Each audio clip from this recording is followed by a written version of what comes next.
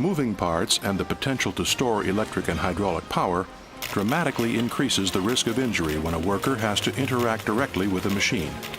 Machine guarding with trapped key interlocks removes the human factor.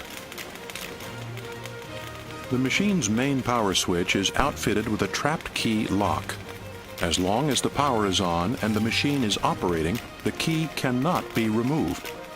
When the power is turned off, the key is released, and the power switch is safely locked into the off position.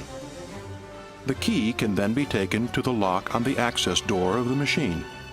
When it's inserted and turned, the key is trapped, and the bolt on the side of the lock is freed, which allows the door to open. This is the only way the door can be opened, and as long as the door remains open, the key is trapped.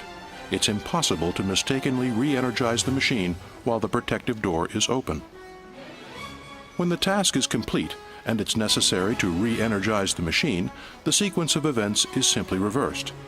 The bolt is reinserted and the door is locked, which releases the power key. This key is then returned to the main power switch and used to re-energize the machine.